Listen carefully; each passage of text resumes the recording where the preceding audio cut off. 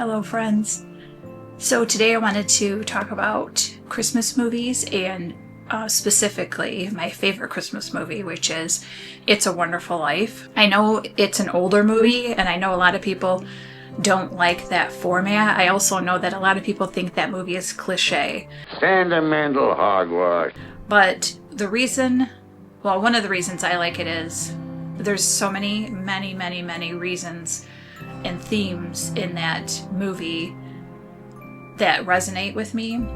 And besides that, it was like our first Christmas together, my husband and I, and he had brought that videotape over to watch on Christmas Eve. It was his roommates, and I had never really watched it all the way through, and we watched it, and so it has that special meaning to me. But then after we continued to make it a tradition and watch it every year, I kept drawing these meanings and themes out of the movie, and it has become to where we quote It's a Wonderful Life all year long, like to different scenarios that happen throughout the year. It is like our mantra. And every year when I do our Christmas card, I will always put on the card, it really is a wonderful life, because we just love that movie so much. Merry Christmas! Merry Christmas, George! Merry Christmas, George! I guess if you want to say that movie's cliche, you could be right. I am a very sentimental person, so I'm like the person that in a song I will listen to the lyrics because I really enjoy poetry instead of the music. If I can't hear the words of the song, it doesn't really do a whole lot for me. I need to have it speak to my soul, and I guess that's what It's a Wonderful Life has done for me. A lot of people have said that movie is so depressing because he wants to kill himself, and I guess that they're just focusing on that portion of the movie for the whole meaning, when actually I think if you really look at the movie, it's really focusing on hope. George shows hope as a main theme throughout the movie. I mean, he shows hope when he has to stay behind and work at the family business, and Harry goes off to school, for a long time. I think it was like 8 years. And then when Harry comes back and George ends up still staying at the family business, he still shows hope and, sacrificing his honeymoon finances to keep the business going. He still shows hope every single aspect of the movie. And of course, he shows hope when he realizes at the end of the movie that he really isn't a failure and that he really has had a wonderful life. You see, George, you really had a wonderful life. I think George is a lot like me, and truthfully, probably a lot like all of you out there. He holds himself to a high standard, and he expects himself to do these great things that he's made these goals in his head. He wants to be an engineer, he wants to build tall buildings, he wants to travel. But in reality, he's the person who always does the right thing. He follows his heart. All these little forks in the road and these decisions that we make, I think I second guess myself a lot, and I think that's kind of what George was doing in making himself feel bad in the process. I don't consider George a materialistic person in this movie. I just think he has really high standards for himself and is always telling himself that he could have done better. I'm shaking the dust of this crummy little town off my feet, and I'm gonna see the world. George thinks that his everyday life isn't important. And don't we all feel like that? Like, we're not celebrities, we don't make tons of money. But just because you're not well-known or important doesn't mean that you're a failure.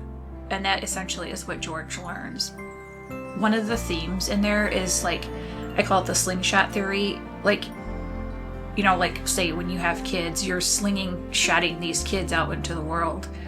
And each person makes such a difference. And that person might affect these people, and those people might affect these other people. The ripple effect.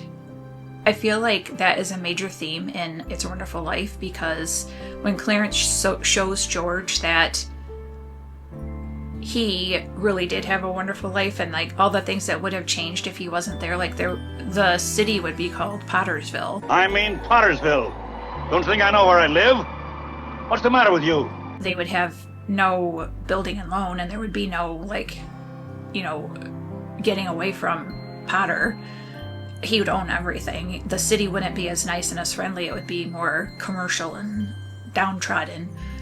You know, Mary never got married. She works at the library. Where is she? Where is she? She's just about to close up the library!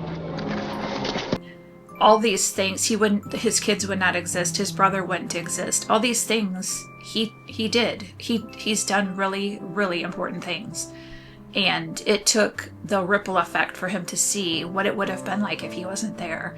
And I have spent a lot of time thinking, you know, different people I know, different jobs I've had, like different people I interact with. What would that be like if I hadn't been there? How important it is that you were here. You make such a difference, and you are important, and we need you here. I also feel it's one of the themes in It's a Wonderful Life is second chances. I mean, Clarence is getting a second chance at trying to get his wings. George is given a second chance, you know, seeing what the world was like without him. That, of course, one of the themes in the movie is that riches does not mean money. It could mean friends, family, you know, the community, like things that are not monetary. And like his brother Harry says at the end, when he's toasting him, he says, "To my big brother George, the richest man in town." I love that quote from that movie. Good idea, Ernie. A toast. To my big brother George, the richest man in town. And I also think George learns too from Clarence as he gets the book, "No man is a failure who has friends." Attaboy, Clarence. I like that American dream type of he moved into a fixer-upper. Like, literally, they had no windows, and the roof was leaking, but they fixed it up over the years as they went, and they grew their family, and that's what people used to do. They didn't used to move into these brand new houses that are super huge, you know, and then start redecorating something that's brand new. I just like the sincerity of it, and like the whole American dream, like you continue to work to your goals, and you really appreciate them more because you've had to work hard to get to them. I married Sam Wainwright and anybody else in town.